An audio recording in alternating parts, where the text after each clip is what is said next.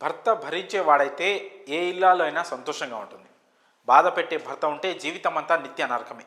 కుటుంబాన్ని పట్టించుకోకుండా జులాయిగా తిరిగే భర్తలను భరిస్తున్న భార్యలు ఎంతోమంది ఉన్నారు. భార్యా పిల్లలను పోషించకుండా బాధ్యత మరచి ప్రవర్తిస్తుంటారు కొందరు భర్తలు. ఎన్నిసార్లు బాధ్యతను గుర్తు చేసినా వారి తీరు మారదు. ఇది సరిపోదన్నట్టు తాగుడికి బానిసై భార్యలను టార్చర్ పెడుతుంటారు. ఏ పని చేయకుండా తిరుగుతూ కుటుంబాన్ని రోడ్డున పడేస్తుంటారు. ఇలా ఎందుకు చేస్తున్నామని ప్రశ్నిస్తే భౌతిక దాడులకు కూడా పాల్పడుతుంటారు. ఒక్కోసారి విచక్షణ కోల్పోయి దాడి చేసి భార్యల ప్రాణాలు కూడా తీస్తుంటారు. కొంతమంది భార్యలు మాత్రం భర్త చేసే ఆగడాలు తట్టుకోలేక ఎదురుదాడి చేస్తుంటారు. వేధింపులతో విసిగిపోయి భర్తలపై విరుచుకుపడుతుంటారు. ఏ భార్య అయినా ఓపికన్నంత వరకు మాత్రమే భరిస్తాం.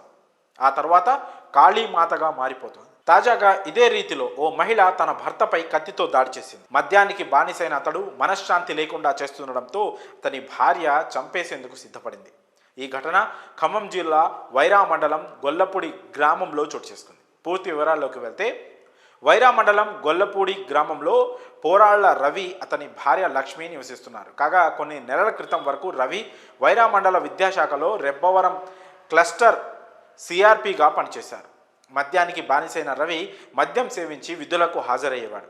ఇది గమనించిన అధికారులు మద్యం తాగి విధులకు హాజరు కావద్దని హెచ్చరించారు. ఎన్నిసార్లు మందలించినా అతని తీరు మారలేదు. చివరకు రవిని విధుల్లోంచి తొలగించారు. ఉద్యోగం పోవడంతో ఇంట్లో గొడవలు మొదలయ్యాయి. రవి అతని భార్య లక్ష్మి మధ్య కుటుంబ కలహాలు కొనసాగుతున్నాయి. ఈ నేపథ్యంలో అక్టోబర్ నెలలో రవి అయ్యప్ప మాలను ధరించాడు. ఈ క్రమంలో రవి తన బంధువులు చనిపోవడంతో గత 5 రోజుల క్రితం అయ్యప్ప మాల విరమణ చేశాడు. మళ్ళీ మద్యానికి బానిసయ్యాడు. దీంతో భార్యతో మళ్ళీ గొడవ పడడం ప్రారంభించాడు.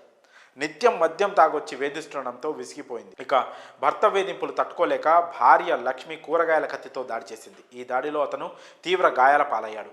కుటుంబ సభ్యులు వెంటనే గాయపడిన రవిని ఖమ్మం ప్రభుత్వాసుపత్రికి తరలించారు.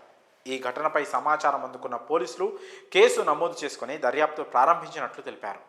భర్తపై కత్తితో దాడి చేసిన భార్య లక్ష్మిని అదుపులోకి తీసుకున్నట్లు వెల్లడించారు. కాగా నిందితురాలు వైరాలోని ఓ ప్రైవేటు పాఠశాలలో టీచర్గా పనిచేస్తుండడం గమనార్హం. మరి భర్త వేధింపులు తట్టుకోలేక భార్య కత్తితో దాడి చేసిన ఘటనపై మీ అభిప్రాయాలను కామెంట్స్ రూపంలో తెలియజేయండి.